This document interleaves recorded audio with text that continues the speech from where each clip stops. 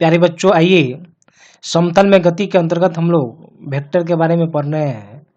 तो ये वेक्टर का जो आज टॉपिक है वह है अदिश गुणनफल या बिंदु गुणनफल, जिसे हम लोग स्केलर प्रोडक्ट और डॉट प्रोडक्ट के नाम से हम लोग जानते हैं। तो देखिए यहाँ पर हम लोग ये मान लेते हैं कोई दो सदिश है और सदिश दोनों सदिश ए और बी है और इनके बीच का एंगल थीटा है। ऐसी स्थिति में इन दोनों सदिशों का जो अदिश गुणनफल होगा हम लोग इस तरह से लिख पाएंगे।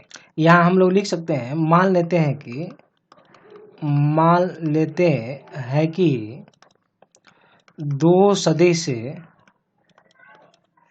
ए और बी है तथा इनके बीच का कोण थीटा है, तब अदिश गुणनफल होगा।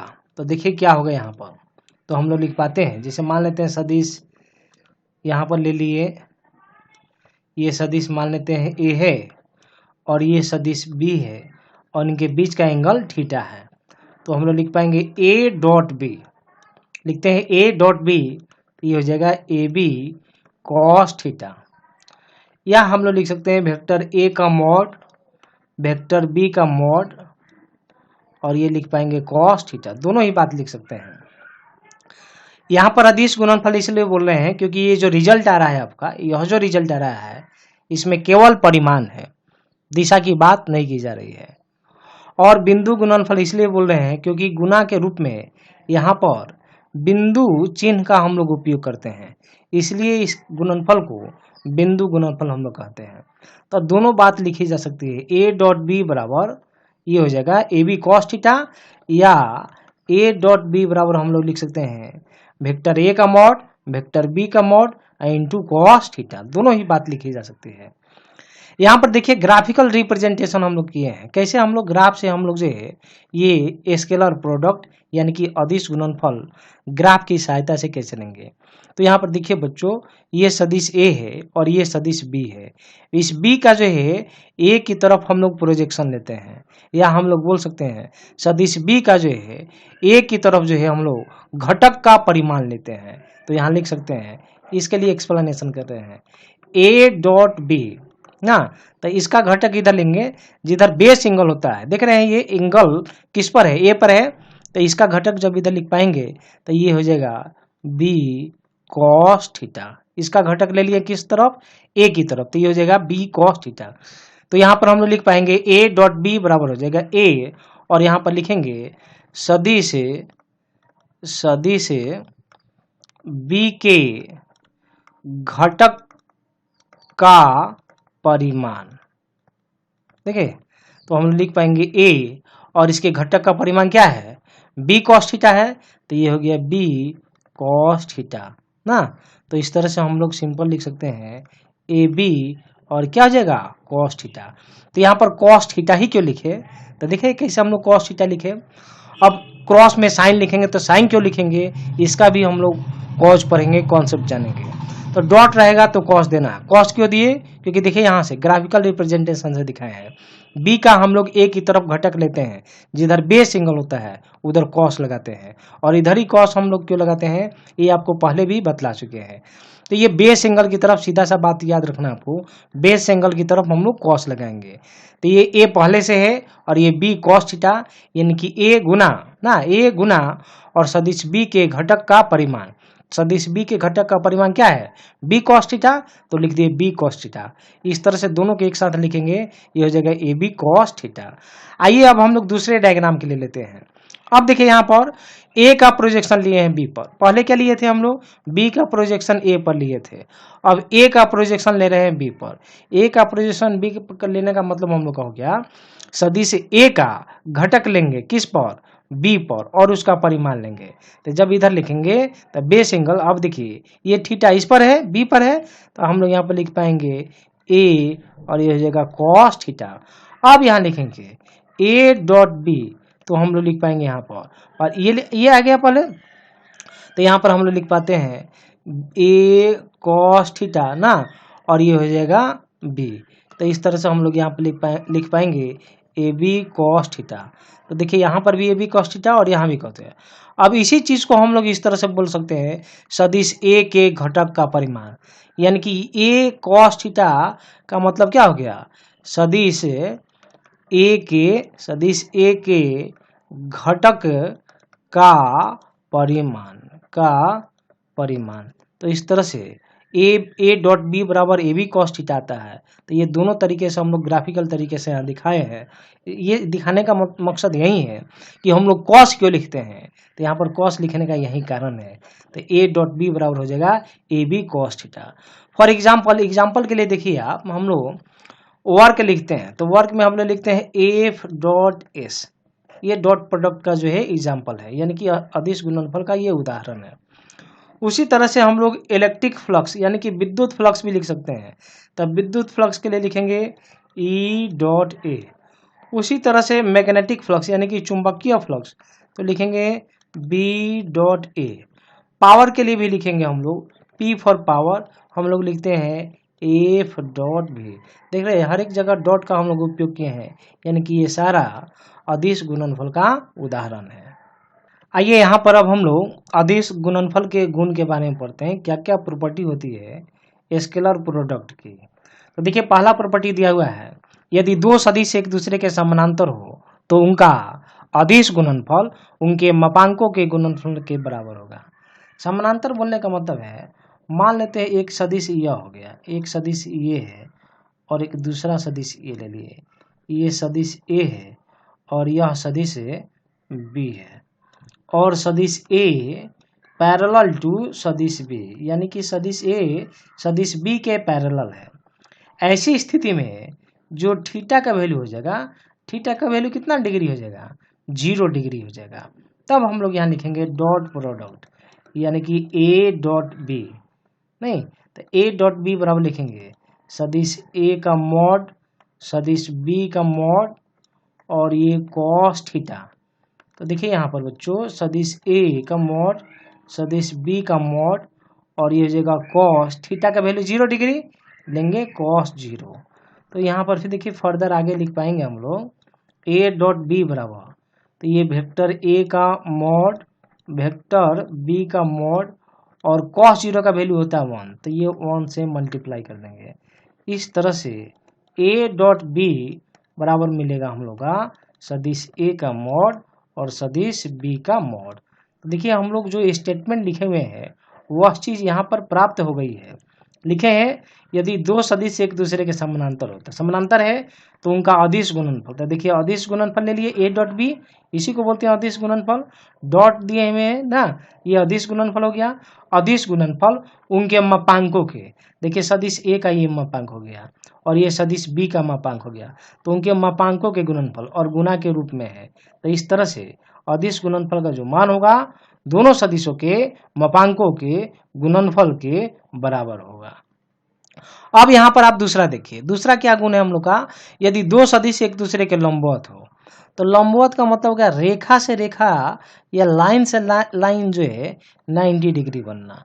ये मान लीजिए सदिश ए है और यह आप मान लीजिए सदिश बी है, दोनों के बीच का एंगल कितना डिग्री हो जाएगा, 90 डिग्री। बच्चों ध्यान में रखिएगा, एक होता है लंबवत और दूसरा होता है अभिलंबवत। एक होता है अभिलंबवत नहीं, और अभी हम लोग लिखे हैं लंबवत, दोनों में कन्फ्यूजन होता है। देखिए अभिलंबवत का मतलब हो गया कोई तल ले लिए, यह तल है और तल के साथ कोई रेखा जब 90 डिग्री बनाएगा तो ये कहलाएगा अभिलंबवत। लंबवत बोलेंगे जब रेखा से रेखा लाइन से लाइन 90 डिग्री बनेगा तो उसको बोलेंगे हम लोग लंबवत।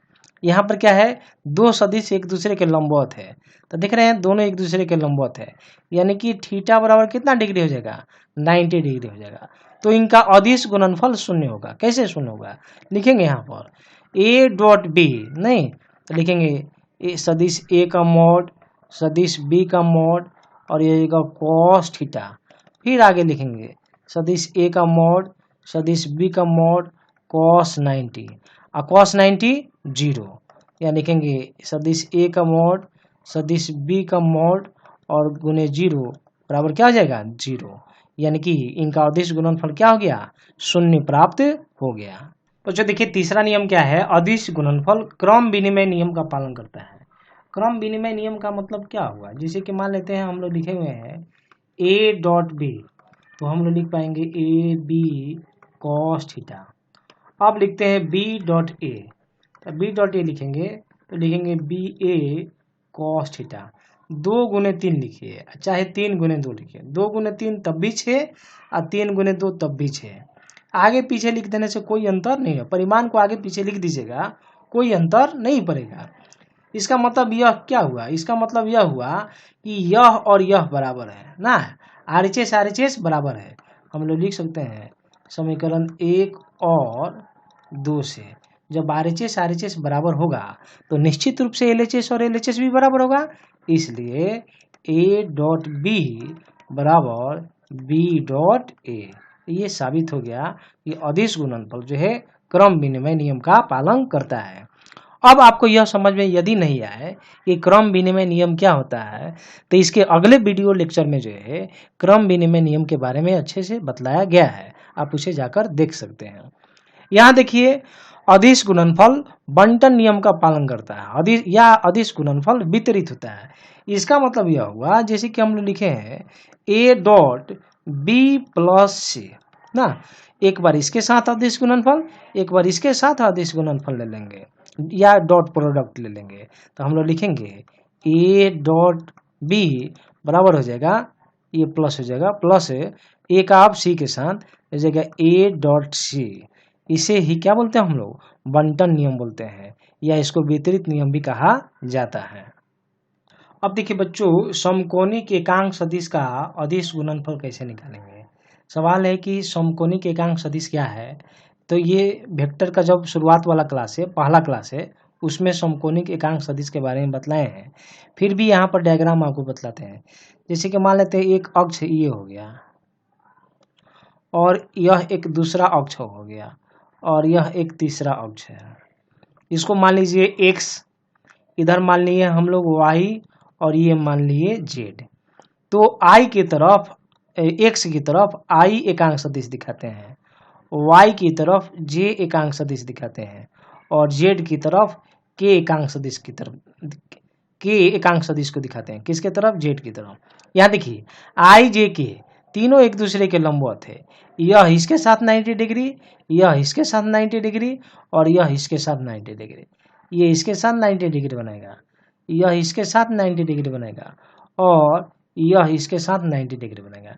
तीनों यानी कि ये इसके साथ, ये इसके साथ, ये, और प्रत्येक जो एकांक सदिश है एक दूसरे से 90 डिग्री के एंगल बना रहे हैं, इसलिए इसे हम लोग क्या बोलते हैं, समकोणिक एकांक सदिश कहते हैं। और इन सभी सदिशों का यानी कि i j k का, ये सभी एकांक सदिश का जो परिमाण होता है वह एक होता है, इसलिए यह एकांक सदिश कहलाता है। और 90 डिग्री बनाता है तो ये समकोणिक कहलाता है। तो ये कुल मिलाकर कहला गया समकोणिक एकांक सदिश। अब इनका अदिश गुणनफल कैसे लेंगे, तो देखिए बच्चों हम लोग लेते हैं i डॉट i बराबर j डॉट j बराबर k डॉट k और यह क्या हो जाता है 1। अब क्वेश्चन है कि ये 1 कैसे होता है ना, i dot i j dot j और k डॉट k 1 हुआ, 1 क्यों हो गया, तो यहाँ पर इसका हम लोग एक्सप्लेनेशन करते हैं। देखिए जैसे हम लोग लिखे हैं i डॉट i, तो हम लोग देखिए अब इसको हम लोग ब्रेक करेंगे, यानी कि इसका डॉट प्रोडक्ट लेंगे, तो जो भी सदिश होगा उसका हम लोग मोड ले लिए, फिर हम लोग जो है उसके बाद वाला का भी मोड ले लिए, तो ये हो गया a, ये हो गया b ना, a को मान लेंगे a हो जाएगा, ये a सदिश, ये क्या हो जाएगा b सदिश। तो सदिश a का मापांक, सदिश b का मापांक, और यहाँ लेते हैं cos थीटा, नहीं इसको हम लोग माने हैं। अब देखिए एकांक सदिश का परिमाण 1 होता है तो ले लिए 1, फिर एकांक सदिश यहाँ भी है तो फिर लेंगे 1 और cos थीटा। अब देखिए i डॉट i, यानी कि देखिए i डॉट i बोलने का मतलब है कि अगर मान लेते हैं इधर 3i होगा तो 4i भी इधर ही होगा, एक से अक्ष, दोनों एक ही अक्ष की तरफ होगा। अगर j होगा तो j की तरफ होगा, k होगा तो k होगा, i है तो दोनों i जो है एक अक्ष की तरफ होगा, चाहे ये 100i हो और ये 50i हो, चाहे ये 200i हो, ये 300i हो, एक अक्ष की तरफ ही होगा। और दोनों एक ही दिशा में होगा, एक ही अक्ष के अनुदिश होगा और एक ही दिशा में होने के कारण दोनों के बीच का एंगल कितना डिग्री हो जाएगा? 0 डिग्री। यानी कि आई, एक पहला वाला आई और दूसरा वाला आई, दोनों के बीच का एंगल हो जाएगा 0 डिग्री। तो यहाँ लिख पाएंगे हम लोग cos 0 डिग्री, नहीं तो फिर लिख सकते हैं 1 गुने 1 गुने, और cos 0 का वैल्यू होता है 1, तो टोटल क्या हो गया 1। और किसका वैल्यू निकाले हैं? आई डॉट आई का, तो आई डॉट आई बराबर क्या हो जाता है 1। उसी तरह से जे डॉट जे भी 1 हो जाएगा और के डॉट के भी 1 हो जाएगा। अब दूसरा ये हम लोग लेते हैं, अब हम लोग दूसरा लेते हैं I dot J, J dot के बराबर के डॉट आई, और ये क्या आ जाता है 0। अब सवाल है कि यह 0 क्यों होता है? देखिए 0 यह इसलिए हो जाएगा, हम लोग एक का एक्सप्लेनेशन फिर कर रहे हैं। आई डॉट जे, तो ये सदिश ए हो जाएगा और यह सदिश बी हो जाएगा, तो सदिश ए का मापांक सदिश बी का मापांक cos थीटा, तो हम लोग लिख देंगे सदिश ए का मापांक हो गया यानी कि आई का मापांक हो गया। उसी तरह से सदिश बी का मापांक लिखते थे, तो बी हम लोग माने हैं जे को, तो जे का मापांक और यहाँ लिखेंगे cos थीटा, नहीं तो ये मापांक सदिश हो गया, आई का मापांक सदिश हो जाएगा 1, यानी कि इसका मापांक 1 हो जाएगा, इसका भी मापांक ले लेंगे तो यह भी 1 हो जाएगा, और फिर ये हो जाएगा cos कितना डिग्री? तो आई जे, तो आई जे का बीच का एंगल कितना डिग्री है? 90 डिग्री है, तो जगह cos 90, cos 90 0, 1 गुने 0, रिजल्ट क्या आ जाएगा 0, यानी कि आई डॉट जे बराबर 0। उसी तरह से जे डॉट के बराबर भी 0 हो जाएगा और के डॉट आई भी 0 होगा, क्योंकि यहाँ पर प्रत्येक दो सदिशों के बीच का एंगल जो है 90 डिग्री होगा, और यहाँ पर जो है दोनों सदिशों के बीच का एंगल 0 डिग्री है, इसलिए 1 होगा। ओके बच्चों, आइए समकोणिक एकांक सदिश के आधार पर जो है एक बात को और हम लोग बेहतर तरीके से समझते हैं। जैसे कि मान लीजिए सदिश ए बराबर दिया गया हो, सदिश ए बराबर है ए एक्स आई ए वाई जे प्लस ए जेड के, और सदिश बी बराबर दिया गया हो बी एक्स आई प्लस बी वाई जे प्लस बी जेड के, और पूछी जा रही हो कि ए डॉट बी क्या होगा। तो आपको क्या करना है, हम लोग जैसा बीज गणित में गुणा करते हैं वैसे ही इसको लेंगे इन तीनों के साथ, इसको लेंगे इन तीनों के साथ, इसको लेंगे इन तीनों के साथ करेंगे। आपको इतना लंबा करने की कोई ज़रूरत नहीं है। हम लोग क्या करेंगे, सीधे आई को वाई के साथ, जे को जे के साथ और के को के साथ कर देंगे। बाकी के साथ इसलिए नहीं करेंगे क्योंकि आई का जे के साथ करेंगे चाहे आई का के साथ करेंगे तो वह 0 हो जाएगा। ओके, इसलिए हम लोग क्या करेंगे, आई को वाई के साथ ही करेंगे और जे को जे के साथ कर देंगे और के को के साथ कर देंगे। बाकी दूसरे के साथ करेंगे, यानी कि आई के साथ छोड़कर बाकी किसी के साथ होगा तो वह 0 होगा।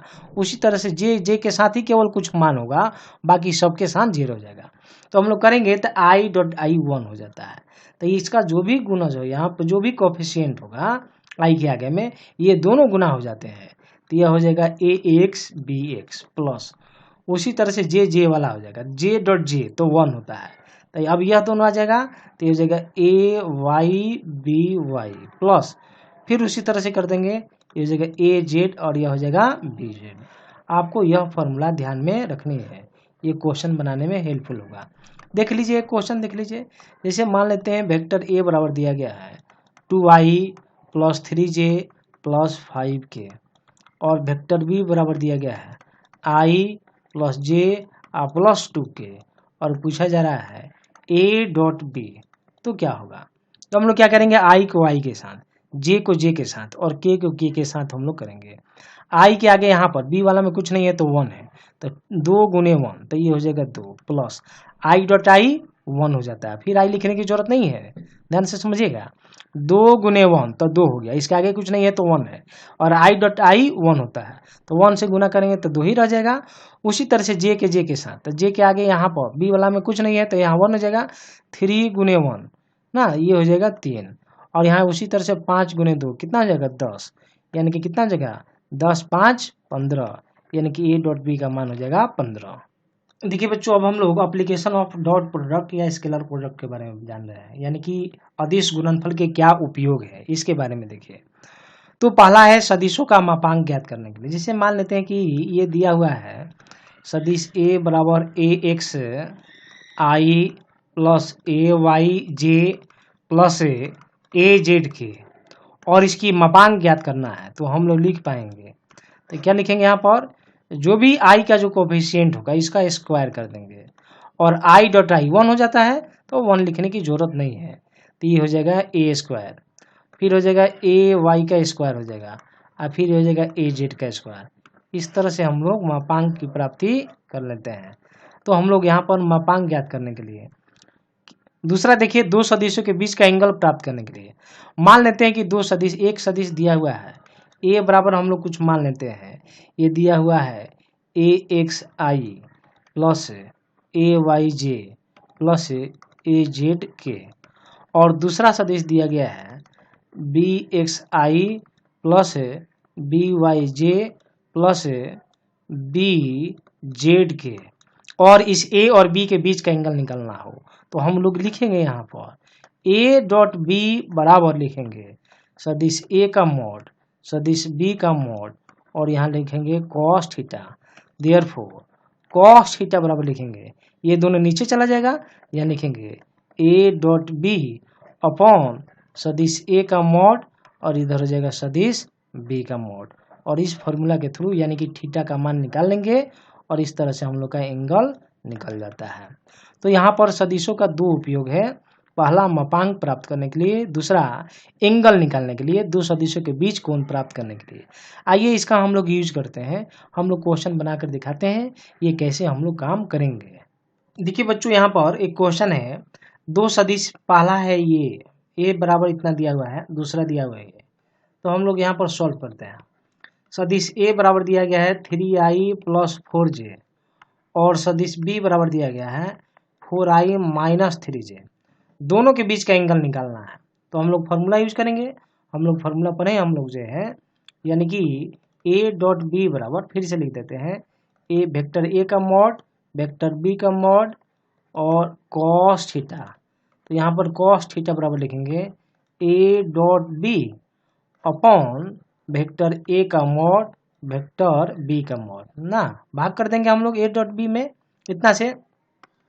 अब देखिए यहाँ पर ए डॉट बी क्या होगा, तो देखिए ए और बी है तो डॉट प्रोडक्ट लेना है, दिस हम गुणनफल हम लोग लेंगे आई को वाई के साथ, जे को जे के साथ, आई को आई के साथ, आई डॉट आई 1 होता है, क्या होता है यहाँ लिख देते हैं I dot I J dot J और के डॉट के, और ये बराबर होता है 1, ओके।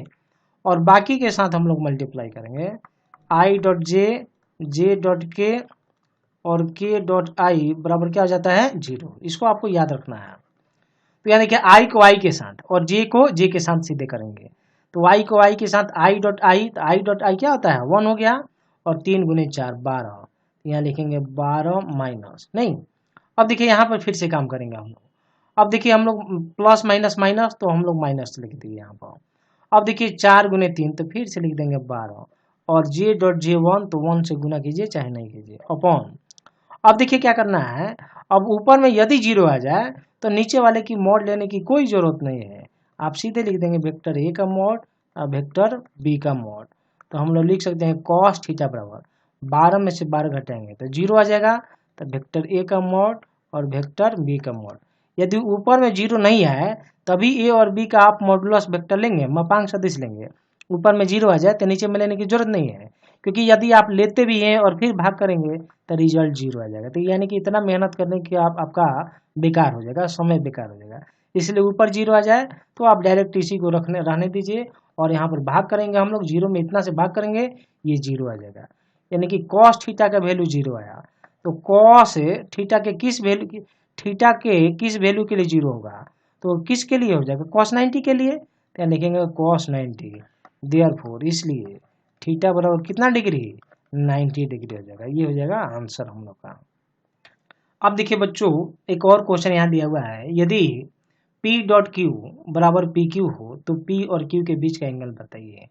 तो हम लोग देखिए यहाँ पर लिखते हैं P डॉट क्यू नहीं, तो P डॉट क्यू लिखेंगे यानी कि वेक्टर P का मॉड वेक्टर Q का मॉड नहीं, और यहाँ लिखेंगे कॉस थीटा।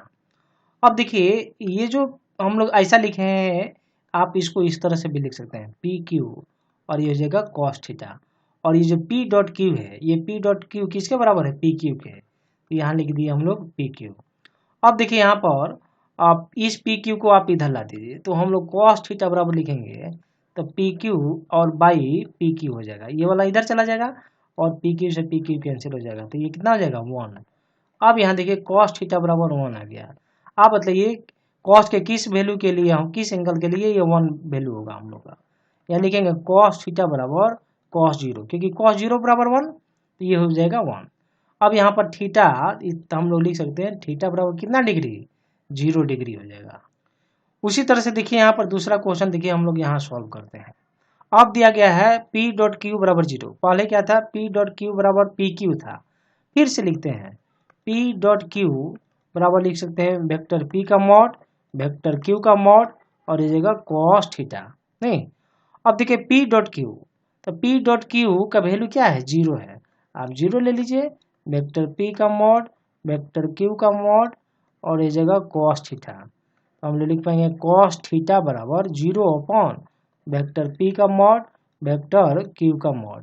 तो 0 में किसी भी चीज़ से डिवाइड करेंगे तो 0 हो जाएगा, यानी कि देखिए कॉस के किस एंगल के लिए 0 वैल्यू होगा, तो 90 के लिए, यानी कि कॉस 90, देयरफॉर थीटा बराबर कितना डिग्री हो जाएगा, 90 डिग्री, यानी कि P और Q के बीच का एंगल यहाँ 90 होगा और यहाँ पर P और Q के बीच का एंगल 0 डिग्री होगा।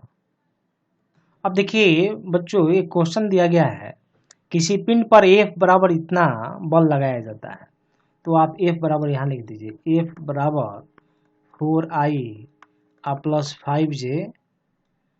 5J न्यूटन बल लगाया जाता है, जिससे कि पिंड विस्थापित हो जाता है, कितना से, इतना से विस्थापित होता है।